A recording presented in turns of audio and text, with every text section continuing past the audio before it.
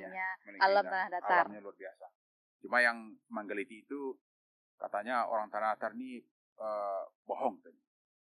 Namanya tanah datar, iya. tapi tidak ada tanah yang datar kan gitu. Tapi sebetulnya bukan itu. Tanah datar itu kan namanya luha. Luha tanah datar. Artinya luha itu kurang. Artinya kurang tanahnya datar. Iya, gitu. makanya berbukit-bukit ya Pak ya.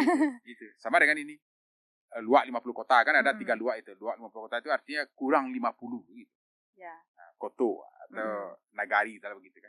Podcast OAC, obrolan asik bersama siswa SMK. Assalamualaikum warahmatullahi wabarakatuh. Halo Sobat Skansa, jumpa lagi bersama kami di podcast OAC, obrolan asik bersama siswa SMK. Pada episode kali ini kita kedatangan bintang tamu yang luar biasa. Menurut aku sih sangat luar biasa ya, karena ini merupakan tokoh utama dunia healing Kabupaten Tanah Datar, yaitu Bapak Ariswandi SPD MPD Datuk Manti Basa. Beliau merupakan Kepala Dinas Parpora Kabupaten Tanah Datar. Oke, Sobat Skansa, pada episode kali ini kita bukan hanya berbincang mengenai dunia wisata di Kabupaten Tanah Datar, namun juga nanti kita berbincang mengenai bagaimana festival-festival budaya di Minangkabau yang berada di Kabupaten Tanah Datar. Nanti kita sambut. Selamat datang Bapak di podcast kami. Terima kasih sudah meluangkan waktunya bersama kami di podcast OAC. Bagaimana kabarnya hari ini Pak? Alhamdulillah sehat. Alhamdulillah, seperti terlihat ya Pak ya. Luar biasa. Podcastnya SMK 1. Iya, SMK Batu Sangkar ya? Ya, SMK 1 Batu Sangkar. Pertama kali ke sini Pak? Rasanya tidak. Waktu COVID belum pernah kesini monitoring. Karena waktu COVID itu kan ada pembatasan. Jadi ingin memastikan apakah SMK ini patuh tidak dengan sesuai dengan yang diajukan. Iya. Bersama tim dari kabupaten.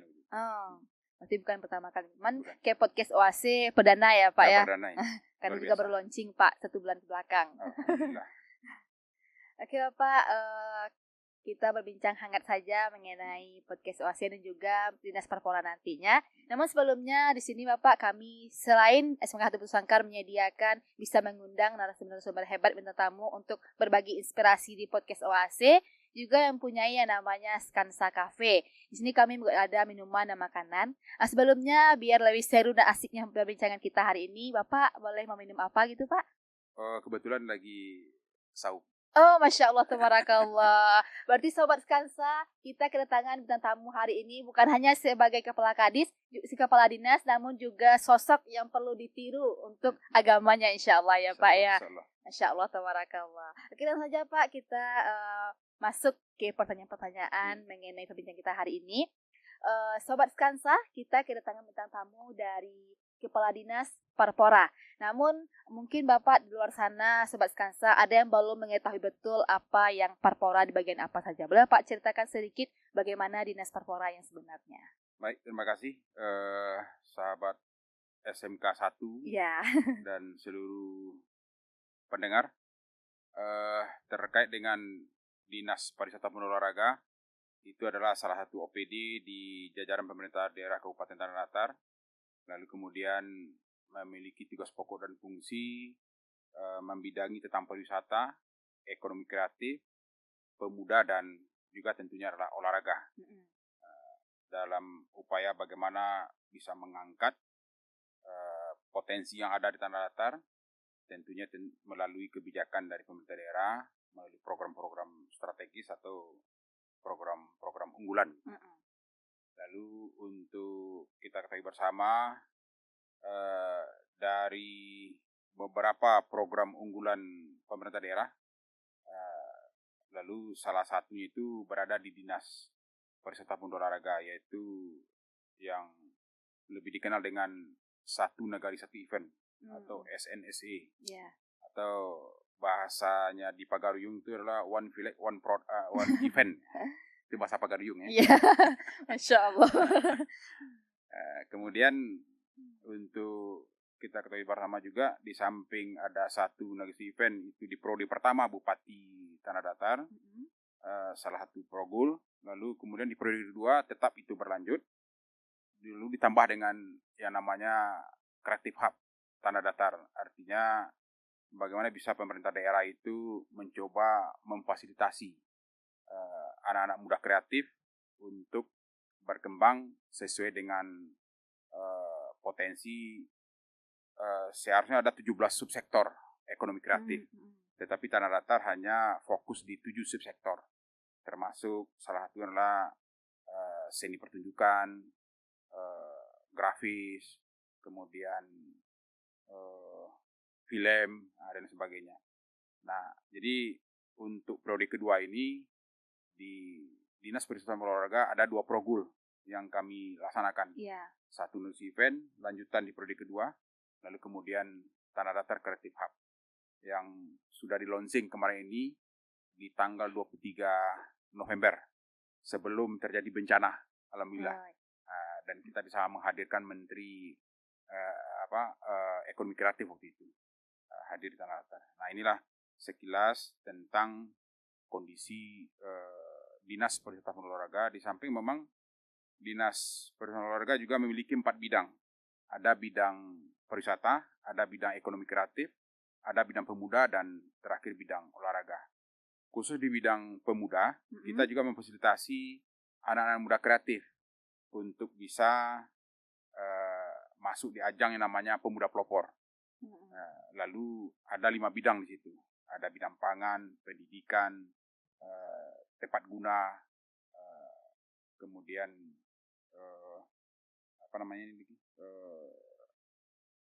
lingkungan, ya kan? Ya, biasanya Tanah Datar selalu langganan situ tahun itu untuk mewakili Sumatera Barat ke tingkat nasional.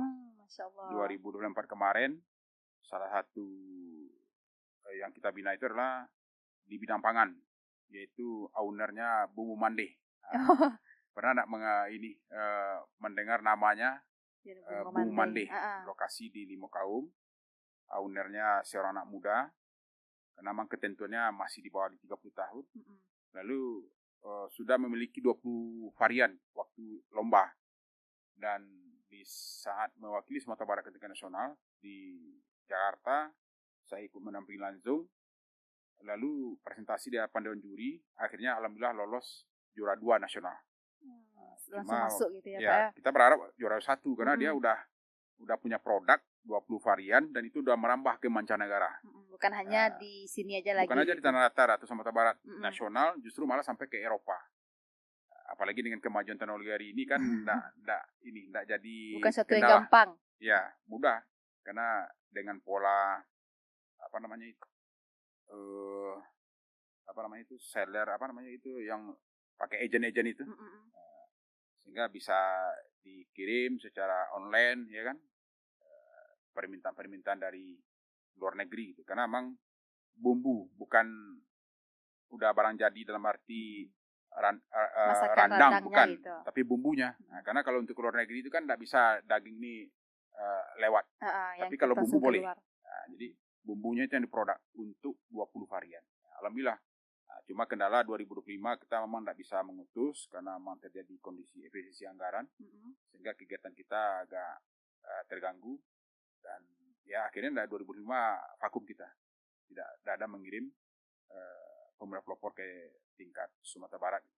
Jadi artinya di Dinas Pariwisata dan Olahraga itu juga terbuka kesempatan bagi anak muda kreatif, ya kan, dengan umur maksimal 30 tahun, beberapa 5 bidang yang bisa digelutinya, lalu kemudian minimal 1 tahun digeluti bidang itu. Baru kita bisa usulkan untuk menjadi pemuda pelopor. Nah, itu barangkali.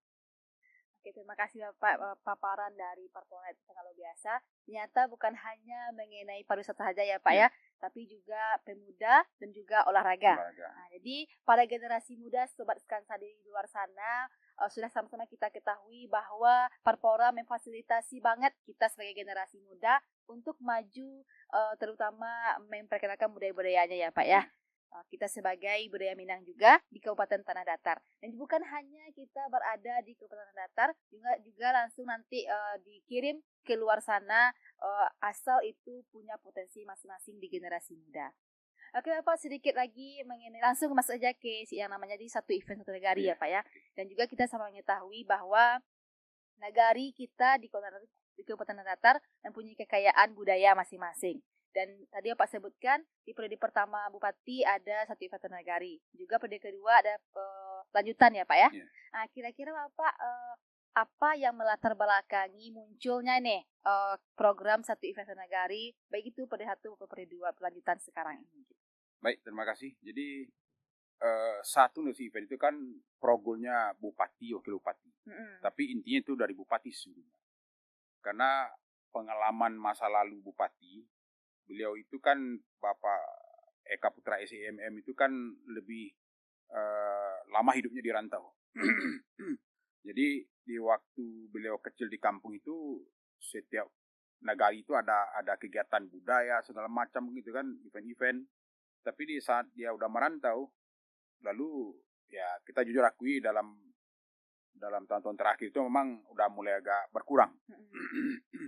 Nah, maksud itu di saat beliau masa kampanye, kemudian dia lihat ke nagari-nagari, sementara potensinya ada sesungguhnya. Nah, namun ini yang belum terfasilitasi. Sehingga digagasnya lah bahwa setiap nagari itu harus memiliki event. Lalu nama programnya adalah Satu Nagari Satu Event. Tujuannya adalah untuk membangkitkan potensi kearifan lokal di nagari. Lalu kemudian potensi seni, kuliner. Lalu yang tak kalah hebat itu sesungguhnya adalah bisa membangun sinergisitas antara ranah dan rantau di dalam membangun nagari. Nah, karena ini lebih kepada budaya, tentu semua potensi harus terlibat di dalam satu nagari melaksanakan event itu. Ini mamanya melalui kelembagaan KAN misalnya, BPRN-nya, tokoh-tokoh masyarakat, generasi muda, tidak hanya tentu di kampung, tentu juga memanfaatkan potensi yang ada di rantau. Nah, inilah hebatnya program Pak Bupati ini yang bernama Satu Nagari Event itu. Untuk membangun nagari itu memang tidak hanya difokuskan ke kampung saja, potensi yang ada, rantau juga. Dengan adanya Satu Event terbangun sinergisitas antara ranah dan rantau. Insya Allah dari pengalaman yang terjadi dari beberapa nagari yang sudah dilaksanakan, luar biasa respon masyarakat. Malah di saat dijadwalkan event itu para perantau pada pulang. Lalu kemudian para pengunjung lain pun juga hadir, tidak hanya nagari itu tanah sendiri, datar, tapi juga luar tanah datar juga hadir melihat. Karena memang di saat itulah kita melalui program itu memfasilitasi potensi anak nagari. Di nagari itu kan ada sanggar-sanggar, ya kan, ada seni, ada sile, ada sanggar, dan randai segala macam gitu ya. Jadi inilah yang kita coba angkat. Lalu dari perjalanan yang dimulai waktu itu 2022, 2023, 2024, luar biasa respon. Nah, puncak dari event nagari itu atau Satu Nagari Event itu adalah tutup tahun itu adalah Festival Pesona Minangkabau. Dan ini tanah daftar, ya. Tanah daftar langganan setiap tahun itu lolos di Karisma Event Nusantara. Dari Kemenpar. Kalau dulu Kemenparekraf. Tapi dengan Kabinet Merah Putih, kementerian udah berubah, Kementerian Ekraf, pariwisata tersendiri kan gitu. Nah, kita langganan setiap tahun. Festival Pesona Minangkabau itu diseleksi oleh Kementerian Pariwisata Ekonomi Kreatif di zaman itu, dan kemarin ini Kementerian Pariwisata alhamdulillah lolos untuk masuk agenda event nasional. Nah, lalu kemudian kita pusatkan kegiatan di Istana Bahasa Pagaruyu, dan termasuk juga tentunya di Lapangan Cindumatu. Nah, inilah potensi budaya yang kita coba angkat, karena memang Luak Nantuo itu kan pusik jalo pempunan ikan istilahnya. Pusat budaya Minangkabau. Lalu kemudian kenapa dilaksanakan di Istana Bahasa Pagaruyu? Karena memang Istana Bahasa Pagaruyu itu adalah destinasi utama, tidak hanya tanah datar tapi juga Sumatera Barat. Dan mereka juga mengangkat potensi budaya yang ada di ranah, dalam hal ini Luak Nantuo. Nah, inilah hebatnya Satu Nagari Event. Kemudian di akhir tahun ditutup dengan Festival Pesona Minangkabau. Oke, sangat luar biasa ya Pak ya. Berarti latar belakang itu berawal dari kisahnya Pak Bupati yang mempersatukan antara ranah dan rantau. Nah, berarti itu merupakan suatu motivasi ya Pak ya untuk mengangkat kembali budaya-budaya Minangkabau. Mungkin apalagi generasi sekarang ya Pak, sudah terbiasa dengan HP dan mungkin sudah mulai lupa dengan budaya-budaya yang ada sebelumnya di Minangkabau.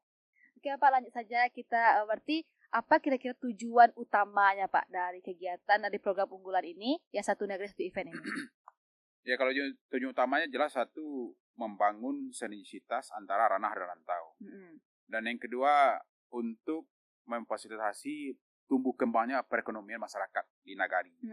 Karena di saat ada event, sudah dipastikan panitia memfasilitasi para pelaku UMKM.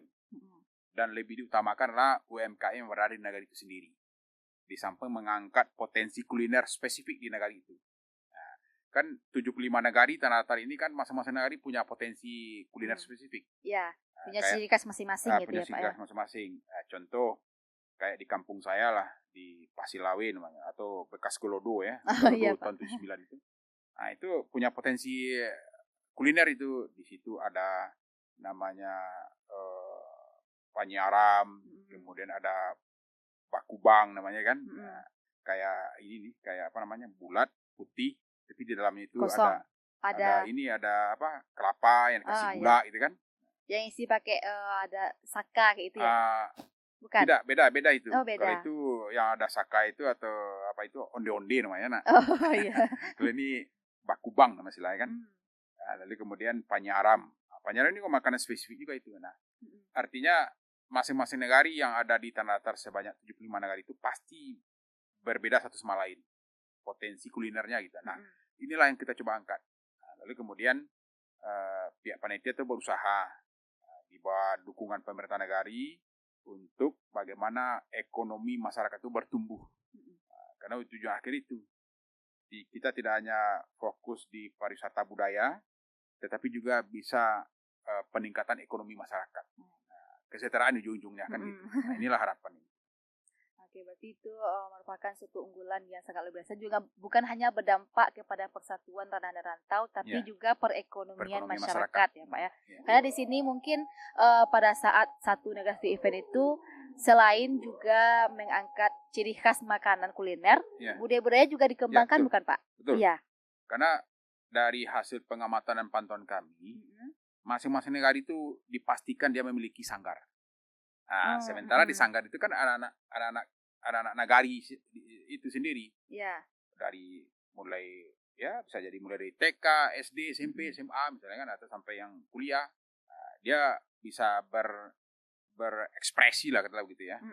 Sesuai potensinya, ada yang menari, ada yang randai, ada yang silat, ada drama dan sebagainya. Nah, ini difasilitasi di saat ada event oleh panitia gitu. Karena sanggar kalau dia berlatih lalu kemudian tidak difasilitasi untuk tampil, pasti dia akan bersemangat. Nah, di samping nagari memfasilitasi, kita di pemerintah Kabupaten Tanah Datar melalui Dinas Parpora juga memfasilitasi. Kita punya sarana di Istana Bahasa Pagorium bisa tampil. Di lapangan Cidomato kita juga punya pentas, bisa dimanfaatkan itu. Ataupun gedung nasional juga dipakai, bisa untuk pertunjukan. Nah, ya kan? Jadi artinya tidak ada alasan bagi nagari sanggar-sanggar itu tidak bergairah gitu. Nah, namun tentu kita juga mohon dukungan kepada pemerintah nagari supaya pemerintah nagari sesuai dengan kemampuan dana yang ada melakukan pembinaan ke sanggar-sanggar dari negara itu sendiri. Nah, kalau diharapkan ke Pemkab misalnya, tentu juga agak kesulitan. Ya, karena semuanya akan diayomi kan Pak ya. Mungkin. Jadi makanya nagari. Nah, di saat nagari udah mulai berekspresi, siap untuk tampil, kita siap memfasilitasi. Nah, itu tadi kan, ada di lapangan Cidomato, ada di Istana Bahasa Pagorium, ataupun juga di Gedung Nasional. Karena Gedung Nasional juga di bawah koordinasi Dinas Pariwisata dan Olahraga. Oh, berarti di bawah Parpora berarti ya Pak ya? Juga. Termasuk juga untuk kalau ada yang mau pesta misalnya harus melapor dulu ke Parpora kan. Nah, itu untuk pemanfaatannya sesuai dengan aturan. Ya, ada perdanya gitu kan. Itu barangkali. Oke, berarti itu merupakan cara untuk meningkatkan atau memotivasi nagari Iya. untuk mengangkat sebuah program unggulan mendukung program dari Bupati tadi. Iya, Dan itu Pak mungkin bisa maaf ya Pak sedikit bertanya gitu.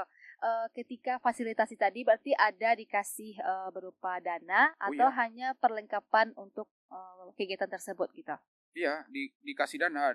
Kita alokasikan di APBD untuk pelaksana satu news event itu kita bantu 50 juta. 50 juta. 50 juta. Bagi nagari perdana. Mm-mm. Tapi bagi nagari yang di tahun kedua dia juga ikut melaksanakan, kita bantu 10 juta. Nah, jadi artinya tidak lepas gitu saja gitu. Nah, di saat ada sanggar tampil, apakah itu di Lapan Cinomato atau mungkin di Istano misalnya, kita fasilitasi. Tapi ya paling tidak biaya mobilisasi lah. Walaupun tidak terlalu besar gitu, tapi paling tidak udah bisa memotivasi para anggota sanggar. Nah, kalau diharapkan dari nagari pun juga agak kesulitan juga barangkali. Nah, kita fasilitasi ongkosnya atau sekedar untuk biaya mobilisasi lah. Baik tampil di Lapan Cinomato ataupun nanti tampil di Istana Pasar Pagoriung di saat event itu tadi, Festival Pesona Minangkabau. Jadi artinya tidak hanya sekedar mengharapkan, tapi juga sesuai dengan kemampuan dana APBD, kita tetap support. Apa yang dilakukan oleh negara dibutuhkan gitu ya Pak ya. Jadi itu termasuk kepada seperti yang punya potensi sanggar lah gitu ya Pak. Ada motivasi untuk bisa tampil menunjukkan ekspresinya ketika ada event tersebut gitu. Lalu Pak mungkin dari cerita Pak tadi itu sangat luar biasa. Antusiasme masyarakat dan juga wisatawan lain hadir nggak Pak ketika adanya program unggulan ini terjadi gitu? Dari hasil pengamatan dan pemantauan alhamdulillah. Karena memang satu event kan termasuk salah satu unggulan juga. Di samping itu juga ada ini yang tak kalah hebat, lupa saya tadi, event tradisional Pacu Jawi. Oh iya, yang selalu ada tuh ya Pak ya. Selalu ada setiap hari Sabtu insya Allah. Di nagari-nagari bergilir itu, tapi tidak semua nagari. Nah, ini hebatnya. Pacu Jawi itu hanya dilaksanakan di 4 kecamatan. Kecamatan Sungai Tarap, Kecamatan Limakaum, Kecamatan Rambatan, dan Kecamatan Pariangan. Oh, itu aja yang melaksanakan. Yang melaksanakan. Lalu kemudian juga tidak semua nagari yang ada di 4 kecamatan itu. Contoh, di Sungai Tarap misalnya ada 10 nagari. Yang melaksanakan itu cuma beberapa nagari. Misalnya nagari Sungai Tarap, nagari Gurun, nagari Padang Lawe. Nah, itu yang melaksanakan, arti tidak dari 10 nagari itu gitu. Jadi artinya inilah hebatnya budaya yang sampai hari ini masih dijaga oleh para pemerintah nagari, termasuk tentunya juga organisasi adalah Porwi, Persatuan Olahraga Pacu Jawi, baik di kecamatan maupun di kabupaten. Berarti ada juga organisasinya Porwi. Ada organisasinya, Porwi namanya. Persatuan Olahraga Pacu Jawi. Khusus Pacu Jawinya. Ada skopnya di kecamatan, tentu kecamatan nanti ada di nagari pelaksana itu sendiri, lalu kemudian ada di kabupaten. Nah, ini juga disupport oleh APBD. Nah, bagi nagari-nagari yang melaksanakan event itu dibantu oleh APBD biayanya. Nah, karena akan butuh biaya juga. Nah, di samping tentu pihak panitia berusaha mencari donatur lain atau sponsorship. Alhamdulillah, itu dari Eropa, dari Amerika datang itu untuk menyaksikan langsung. Karena memang unik. Karena dari hasil ini pemantauan kita, satu-satunya di dunia barangkali. Pacu Jawi yang seperti itu. Beda dengan yang di Madura. Madura kan ada juga karapan sapi kan? Itu di tempatnya kering. Kalau kita kan tempatnya becek. Ada lumpur-lumpurnya. Di sawah ada airnya, ada lumpurnya gitu kan. Nah, kalau di Madura itu tempatnya kering. Beda itu. Jadi makanya pihak wisatawan dari Eropa itu jadi merasa terpanggil untuk melihat. Dia happy betul itu bisa menyaksikan, dan malah ada yang kepingin mencoba. Itu hebatnya. Oh, jadi joki Pacu Jawi. Iya, dari pengunjung dari Eropa itu misalnya mau dicoba dia. Pernah dia untuk mencoba itu Pak? Ada itu. Tapi tentu ada ininya, ada pendampingnya. Jadi ada pemandu ya, didampingi oleh panitia itu. Artinya sangat antusias lah mereka untuk bisa masuk di dalam nilai budaya itu sendiri gitu kan, dengan cara dia ingin tampil sebagai jokinya gitu ya. Nah, karena memang unik itu. Inilah hebatnya di Tanah Datar itu. Dan itunya di Tanah Datar juga ada yang tidak ada pula di daerah lain gitu. Sumatera Barat memang luas, cuma Tanah Datar yang ada itu ya Pak ya. Oke, berarti bukan hanya event nagari Ya. yang mengangkat budaya nagari saja, cuman ada jadi Pacu Pacu Jawi Jawi, yang ya. diangkat sebagai bentuk wisata berarti ya Pak ya, Ya. yang dikunjungi wisatawan luar untuk keunikan yang luar biasa ditampilkan oleh Kabupaten Tanah. Kemudian Pak, berdasarkan hasil pantauan dari Dinas Parpora, kira-kira bagaimana dampak kepada masyarakat dari program unggulan ini terjadi? Apa dampaknya terhadap masyarakat? Ya, kita tentu berharap seperti tadi di awal sampaikan, Progul ini punya tujuan untuk bagaimana ekonomi bertumbuh. Ya. Tentu harapan kita tidak hanya di saat event. Nah, di luar event dia bisa melanjutkan program ini, harapan kita. Jadi kayak UMKM itu kan, makanya harapan kita di pemerintah kabupaten itu tidak hanya menjadi di saat dia ada dibantu oleh PBD lalu dia laksanakan, tidak. Tapi harapannya menjadi agenda rutin. Bisa rutinnya semesteran atau tahunan dari nagari. Nah, lalu kemudian dikemaslah oleh nagari melalui panitia pelaksana sedemikian rupa supaya ini menjadi ajang promosi bagi nagari itu sendiri. Contoh yang nampak berkembang ya, Nagari Cubadak misalnya. Dulu kan ada event di situ, ya kan? Dan alhamdulillah sampai hari ini berkembang itu.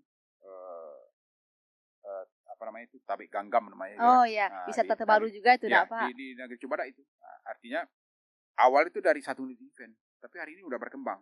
Dan ekonomi bertumbuh di lokasi. Nah, inilah harapannya dari pemerintah daerah melalui Progul Bupati. Gitu kan. Ya.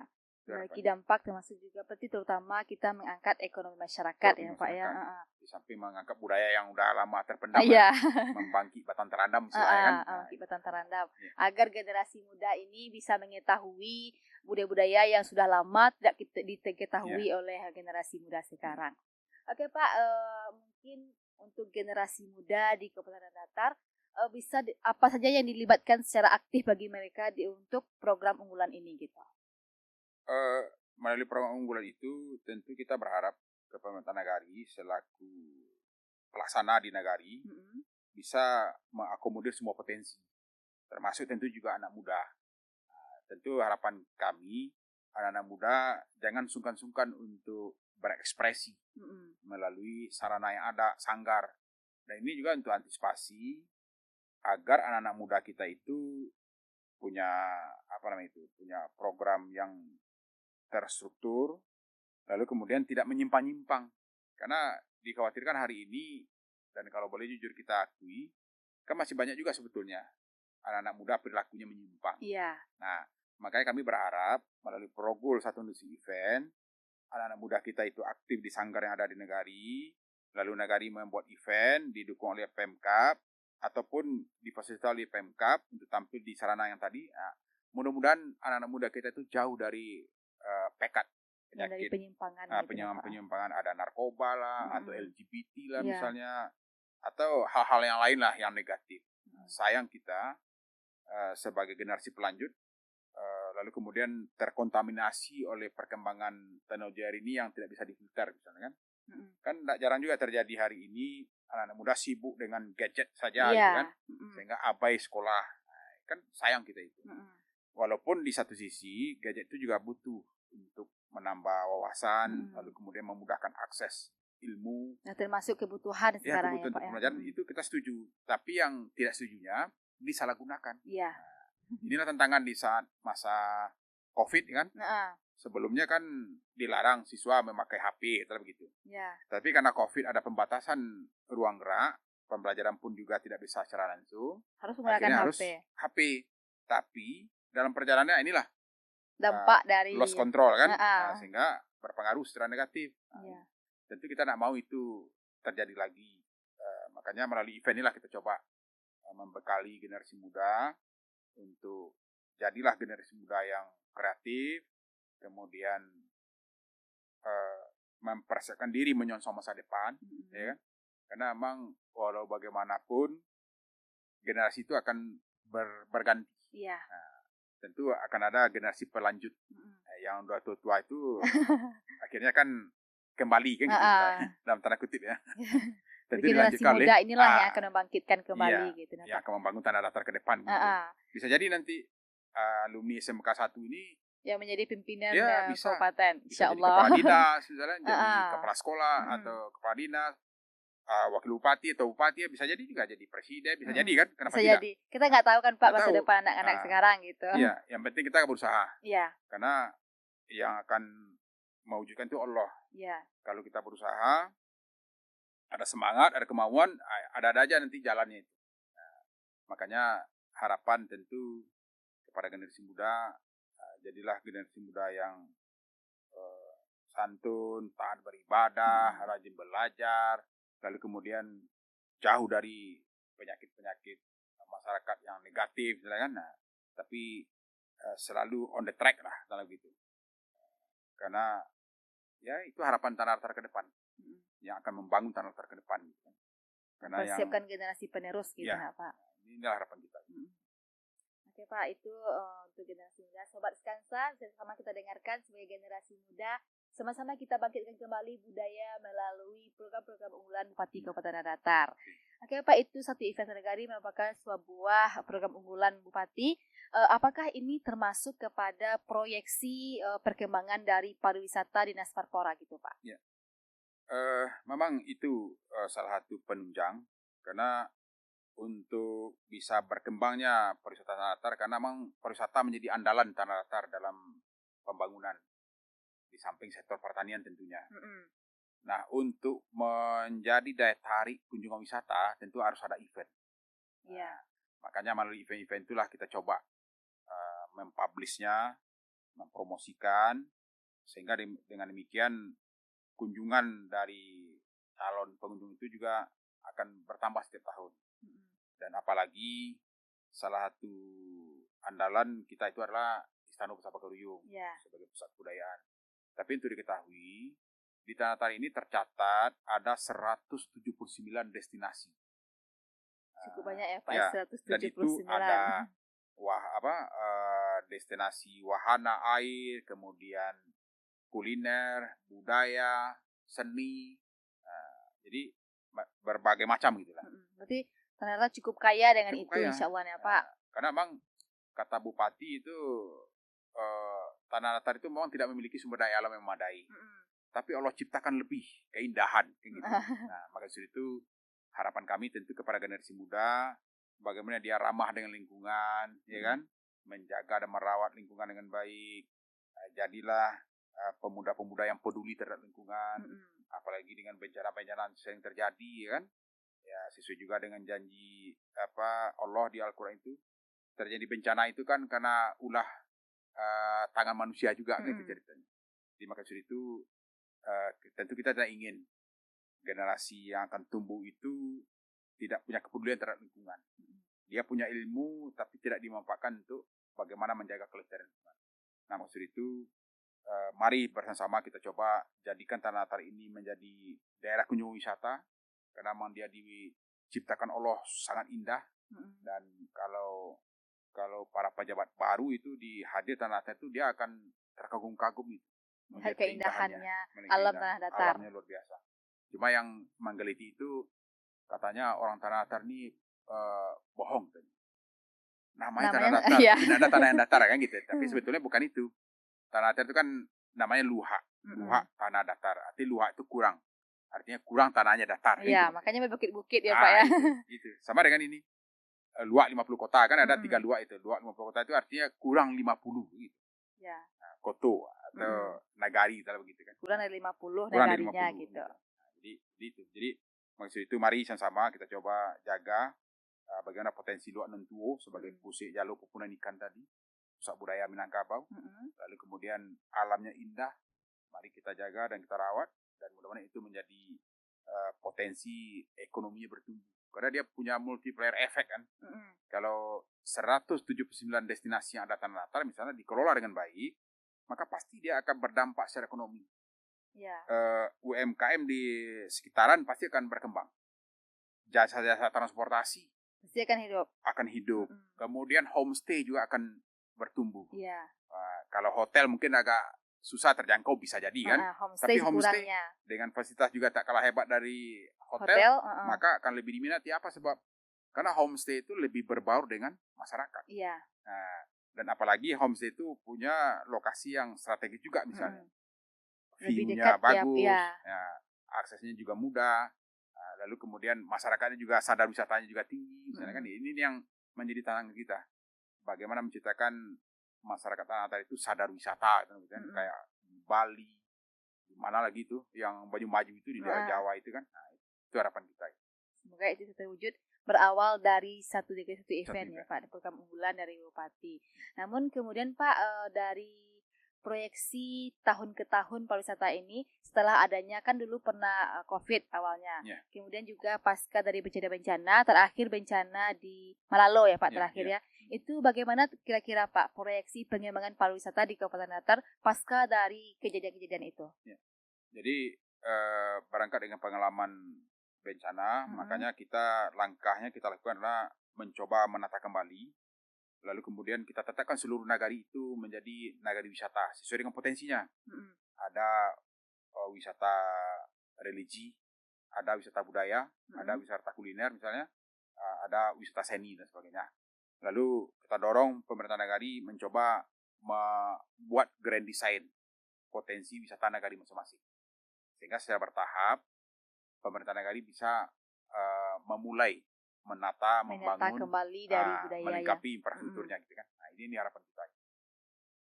Harapan ketika walaupun sudah terjadi bencana, cuman bukan berarti bencana itu mematikan program yang telah terjadi sebelumnya gitu ya Pak. Tetap ada gerakan-gerakan tertentu untuk mengembalikan kembali budaya yang telah kita dirikan. Oke Pak, kira-kira dari Perpola sendiri, strategi apa yang disiapkan untuk pengembangan dari pariwisata di Kabupaten Datar ini gitu Pak? Ya tentu karena untuk pengembangan pariwisata itu tidak bisa kita jalan sendiri. Maka justru itu kami membangun koordinasi, komunikasi efektif dengan semua pihak. Membangun kerjasama dengan travel agent, misalnya kan. Lalu kemudian dengan pelaku-pelaku UMKM. Kemudian pengelola homestay, ya kan. Lalu kemudian dengan pemerintah nagari tentunya. Karena memang itu tadi dari 179 destinasi yang ada tanah datar, cuma 2 yang milik pemerintah daerah. Satu Istana Basapagaruyung dan yang kedua Puncak Patuh. Itu yang punya pemerintah daerah, aset pemerintah daerah itu maksudnya. Yang lain itu tersebar di nagari. Di nagari itu juga beragam pula itu. Ada pengelolanya pribadi atau keluarga, ada pemuda, ada yang sudah memang pemerintah nagari itu sendiri. Dia memanfaatkan Pok Darwis namanya, kelompok sadar wisata. Di setiap negara itu pasti ada yang Pok Darwis itu kita dorong tuh setiap negara harus memiliki minimal 1.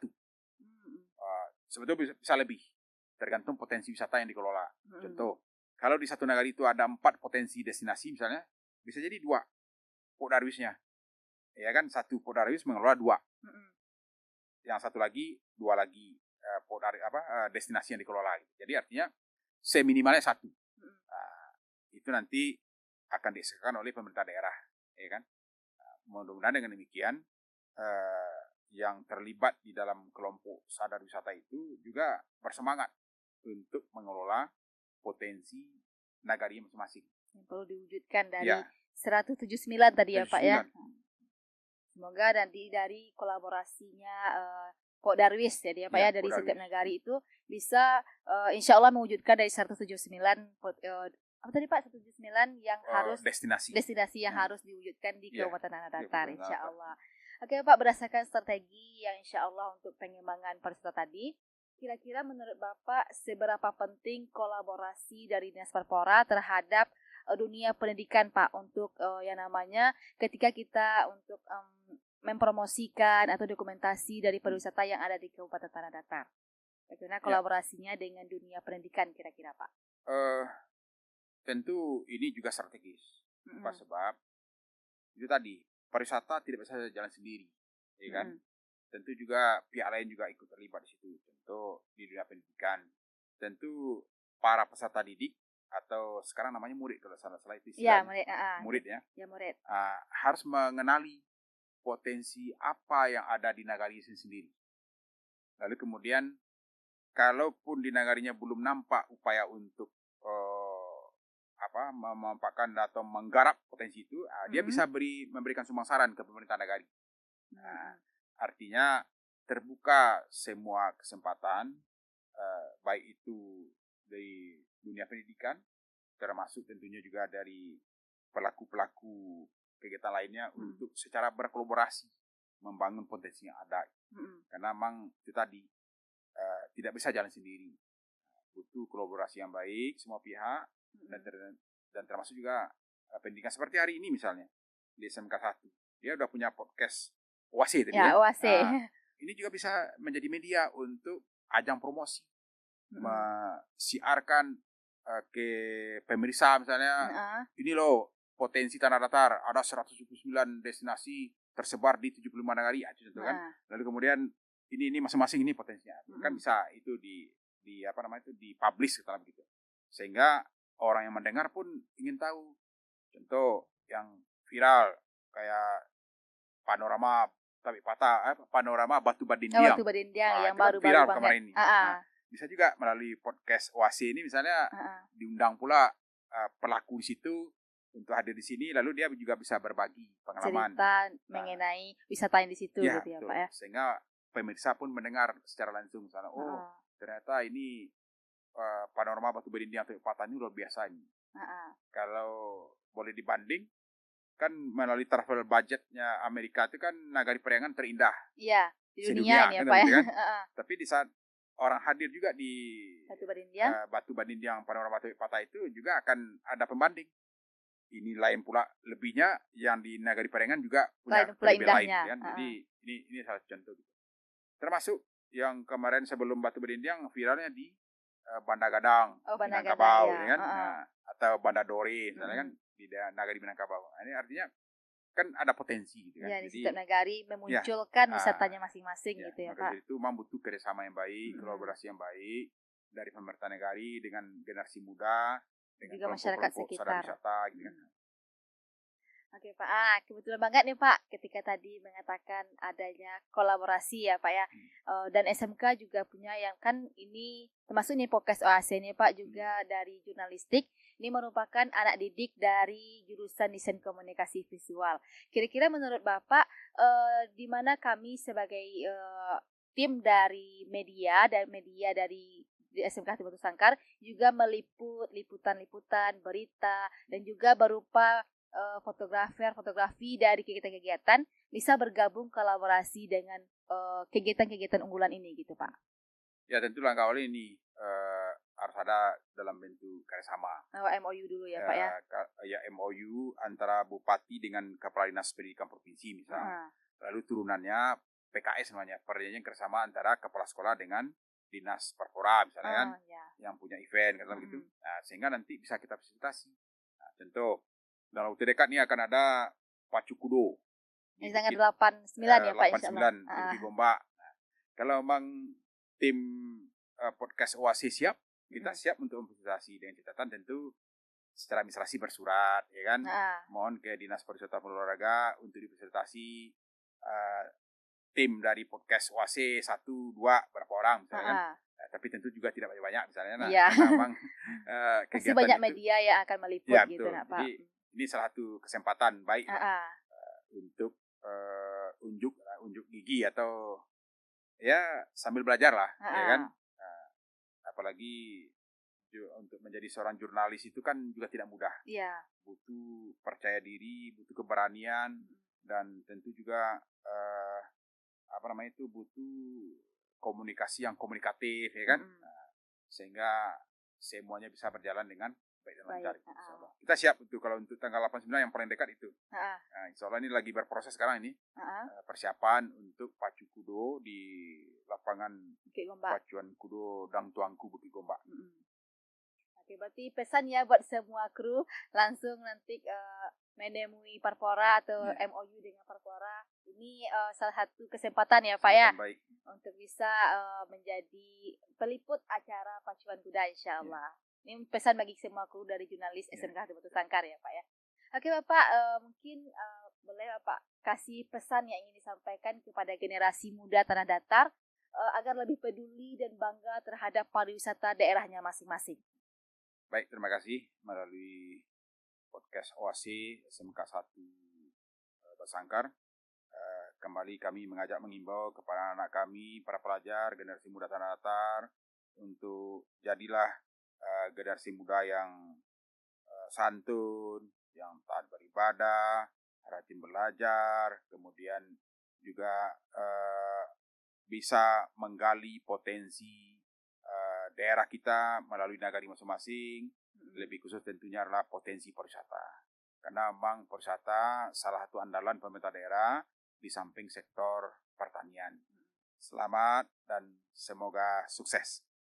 Oke, generasi muda ini pesan langsung dari Bapak Kepala Dinas Parpora. Kita sebagai generasi muda yang akan membangkitkan wisata-wisata yang ada di tanah datar. Jadi kita sebagai generasi muda bukan hanya berfokus kepada handphone untuk melihat dunia luar, tapi juga kita yang akan mempromosikan wisata kita di daerah masing-masing. Berbanggalah dengan wisata kita masing-masing ya Pak ya. Bukan hanya melihat dari yang luar saja, tapi dengan toh ternyata di daerah kita lebih indah daripada yang di luarnya, insya Allah. Oke Pak, kira-kira apa yang ingin Bapak sampaikan kepada masyarakat luar dan juga wisatawan untuk datang dan mengenali wisata-wisata di Tanah Datar gitu Pak? Baik, terima kasih. Khusus untuk masyarakat Tanah Datar, kami mengimbau, jadilah masyarakat yang sadar wisata, artinya ikut mendukung program pemerintah daerah dan upaya untuk memajukan pariwisata Tanah Datar menjadi tuan rumah yang baik, tuan rumah yang santun, yang bersahabat, lalu kemudian murah senyum, melayani, memfasilitasi para pengunjung. Tentu tidak hanya wisatawan domestik, tapi tentu lebih juga kepada wisatawan mancanegara. Karena memang dengan semakin banyaknya orang berkunjung ke Tanah Datar, tentu juga akan punya multiplier efek kepada pertumbuhan ekonomi di berbagai sektor, baik itu transportasi, homestay, UMKM, kuliner, dan sebagainya. Ini harapan kita. Mudah-mudahan Bapak Ibu, masyarakat Tanah Datar siap mendukung pemerintah daerah, khususnya di sektor pariwisata. Terima kasih. Oke, itu himbauan juga Pak ya kepada masyarakat luar sana. Sobat Skansai telah mendengarkan cerita Festival Budaya dan juga Pariwisata dari Bapak Kepala Dinas Parpora Kabupaten Tanah Datar. Halo Sobat Skansai, ternyata tidak terasa obrolan asik kita hari ini sudah berada di penghujung pembicaraan gitu ya Pak. Begitu banyak cerita dan juga himbauan-himbauan dari Bapak Kepala Dinas kepada kita masyarakat dan juga generasi muda membangkitkan budaya dan juga wisata di Kabupaten Tanah Datar gitu ya Pak ya. Oke Pak, mungkin terima kasih atas cerita inspiratifnya. Itu aja pembicaraan kita hari ini. Semoga menginspirasi motivasi bagi generasi muda dan masyarakat Sobat Skansa di luar sana. Oke Sobat Skansa, terima kasih sudah bergabung bersama kami hari ini bersama Bapak Kepala Dinas Parpora berupa cerita dan inspirasi dari Bapak Kepala Dinas. Sampai jumpa di episode berikutnya yang tidak kalah asik dari hari ini. Dan see you, goodbye, assalamualaikum warahmatullahi wabarakatuh.